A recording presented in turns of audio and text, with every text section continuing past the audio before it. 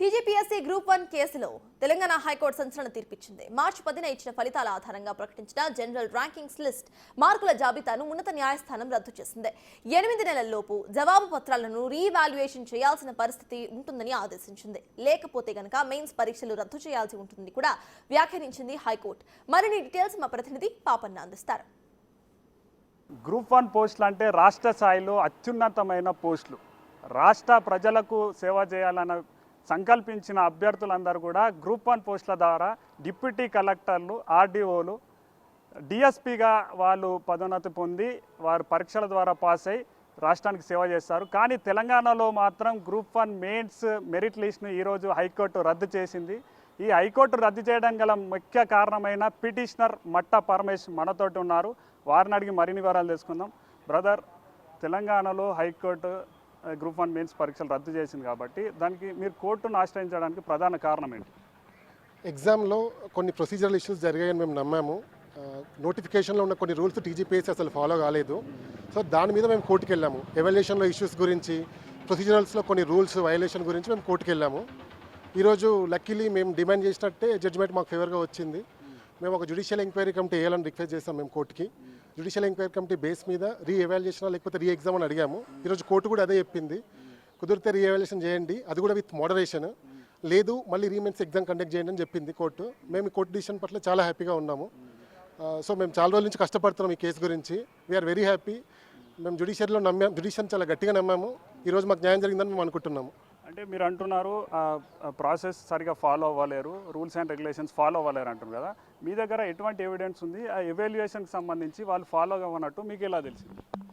ఒకటి, టీజీపీఎస్సీ ఈ గ్రూప్ 1 రిక్రూట్మెంట్లో చాలా ప్రొసీజరల్ ఇష్యూస్ ఉన్నాయి. కాకుంటే ఏంటంటే ఏది కూడా బయటికి చెప్పకుండా అయిపోయింది అనమాట. ఇప్పుడు ఎలా అంటే ప్రిలిమ్స్ ఎగ్జామ్ అయిన తర్వాత మెయిన్స్కి వేరే హాల్ టికెట్లు ఇచ్చారు. అది మాకు ముందు ఇన్ఫర్మేషన్ లేదు.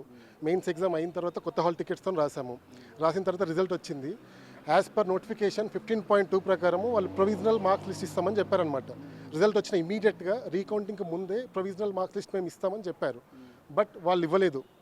మళ్ళీ రిజల్ట్ ఇచ్చిన తర్వాత జిఆర్ఎల్ ఇచ్చారనమాట.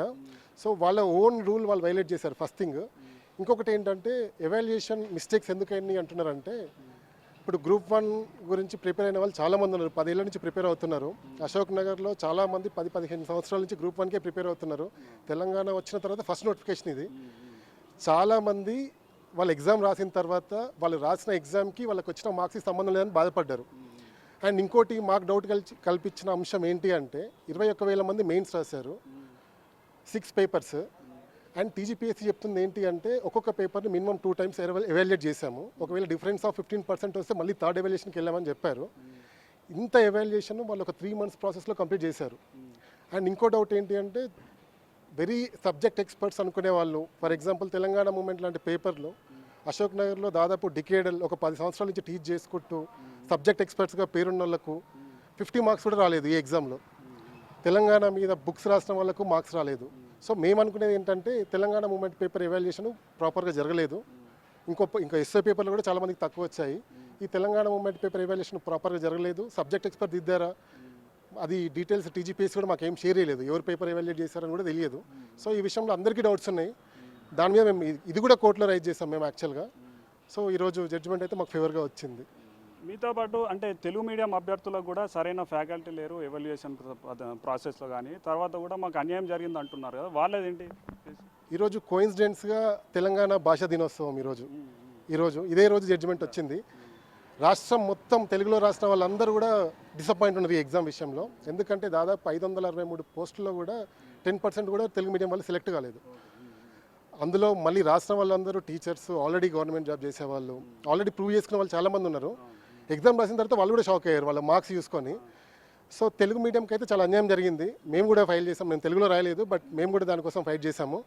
సో తెలుగు మీడియం వాళ్ళకి న్యాయం జరగాలని మేము కూడా కోరుకుంటున్నాము. అండ్ ఈరోజు ఇచ్చిన జడ్జిమెంట్లో రీఎవాల్యుయేషన్ బేస్డ్ ఆన్ మోడరేషన్ అని చెప్పారు. ఇంకా జడ్జిమెంట్ కాపీ వస్తే డీటెయిల్స్ పూర్తిగా తెలుస్తాయి. మోడరేషన్ బేస్డ్ ఆన్ లాంగ్వేజ్ అనుకుంటున్నాం మేము యాక్చువల్గా. సో వాళ్ళకు కూడా న్యాయం జరగాలని కోరుకుంటున్నాం మేము. ఇంకోటి ఏంటంటే గత 2 నెలల క్రితం వచ్చిన మెరిట్ లిస్ట్లో 563 మంది మాత్రం సెలెక్ట్ అయ్యారు. ఇప్పుడు వాళ్ళ వాదన ఎట్లుంది అంటే వాళ్ళు ఒక మంచి మూడ్లో ఉంటారు, మేము సెలెక్ట్ అయ్యాము, రాష్ట్రానికి సేవ చేసే భాగ్యం కలిగింది అనుకుంటారు. అది ఇప్పుడు వాళ్ళ వాదన ఎలా ఉంది? యాక్చువల్గా మేము కేసు వేసింది టీజీపీఎస్సీలో జరిగిన ఇష్యూస్ గురించి ఇప్పుడు సెలెక్ట్ అయిన వాళ్ళ ఎఫిషియన్సీ మీద వాళ్ళ కెపాసిటీ మీద మాకు ఎలాంటి డౌట్స్ లేవు. కాకుంటే ఈ ఎగ్జామ్ ప్రొసీజర్ ఇష్యూస్ వల్ల ఎవాల్యుయేషన్ ఇష్యూస్ లేకపోతే వేరే ప్రొసీజర్ ఇష్యూస్ వల్ల కొన్ని ఇష్యూస్ జరిగాయి. దాని మీద క్వశ్చన్ చేశాము.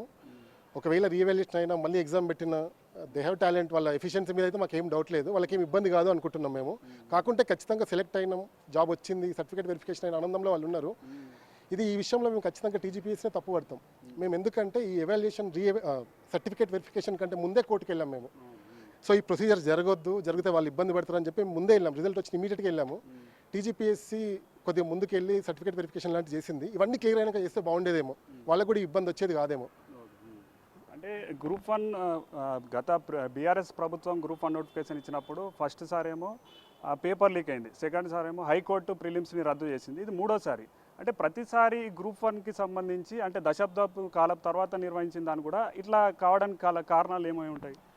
ఒకటి, తెలంగాణ ప్రజలు చైతన్యవంతులు. తప్పు జరిగింది, అన్యాయం జరిగిందంటే ఊరుకోరు. సో నేను రిక్వెస్ట్ చేసేది ఏంటంటే గవర్నమెంట్స్ రిక్రూట్మెంట్ విషయంలో చాలా ట్రాన్స్పరెంట్గా ఉండాలి. 99% కూడా కాదు, ఖచ్చితంగా 100% ట్రాన్స్పరెంట్గా ఉండాలి. అప్పుడే నిజాయితీగా ఉంటేనే ఇలాంటి కేసులు పడే అనుకుంటున్నా. ప్రతిసారి ఏదో ఒకటి లోపిస్తుంది టీజీపీఎస్సీ సైడ్ నుంచి. ఈసారి అది రెక్టిఫై చేసుకుంటుందని నేను అనుకుంటున్నాను. అంటే ఇప్పుడు గ్రూప్ 1 ప్రిపేర్ అయ్యే అభ్యర్థులు కూడా ఉంటారు కదా, వాళ్ళకు కూడా కొంచెం ఆలోచన వస్తుంది, అరే ఏంది గ్రూప్ 1 రాస్తే అది కేసులు పడుతుంటాయి, అది కొన్ని సంవత్సరాల పాటు గడుస్తుంటుంది అంటారు. కాబట్టి వాళ్ళకు మీరు చెప్పే సూచన ఏంటి?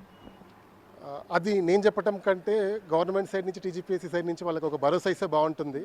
ఎందుకంటే తెలంగాణ వచ్చిన తర్వాత ఒక గ్రూప్ 1 నోటిఫికేషన్ కూడా కాలేదు, ఇది మెయిన్స్ వరకు అయ్యింది. దీంట్లో కూడా చాలా ఇష్యూస్ ఉన్నాయి. సో స్టూడెంట్స్ నిజంగానే డిసప్పాయింట్ ఉన్నారు. చాలామంది ఈ కాంపిటేటివ్ ఎగ్జామ్స్ వద్దనుకుని కూడా ఉన్నారు. సో వాళ్ళకు ప్రభుత్వమే చాలా గట్టిగా కాన్ఫిడెన్స్ కలిగించాలి. సో ప్రభుత్వం వాళ్ళకి భరోసా ఇస్తే బాగుంటుంది అనుకుంటున్నాను నేను. ఒకవేళ డివిజనల్ బెంచ్ కానీ సుప్రీంకోర్టుకి వెళ్తే మీ ఫైట్ ఎలా ఉండబోతుంది న్యాయపరంగా? న్యాయం మా వైపు ఉందని మేము ముందు నుంచి నమ్ముతున్నాము. అది ఈరోజు ప్రూవ్ అయింది కూడా.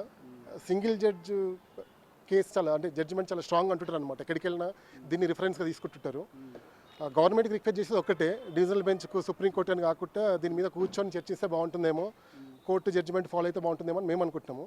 ఒకవేళ వాళ్ళు డివిజనల్ బెంచ్కు సుప్రీంకోర్టుకి వెళ్తారంటే మేము కూడా వెళ్ళాల్సి వస్తుంది. ఖచ్చితంగా న్యాయం కోసం పోరాడుతూనే ఉంటాం మేము.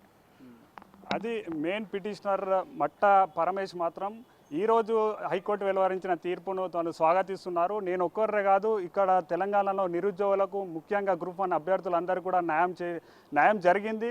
కాబట్టి టీజీపీఎస్సీ ఇప్పటికైనా తన చేస్తున్న పొరపాట్లన్నింటిని కూడా సరిదిద్దుకొని ఇటువంటి పొరపాట్లు మళ్ళీ జరగకుండా ఉండాలి. వాళ్ళకి ఇట్లా డివిజనల్ బెంచ్ సుప్రీంకోర్టుకి వెళ్తే మేము కూడా వెనకాడలేదు, న్యాయం కోసం ఎంతటి పోరాటానికైనా చేస్తాము, రానున్న తరాలకు మంచి న్యాయ పోరాటాన్ని అందిస్తామంటూ కూడా పిటిషనర్ పరమేశ్ చెప్తున్నారు. వీడియో జర్నలిస్ట్ లక్ష్మీకాంత్తో మొగుల పాపన్న, బిగ్ టీవీ.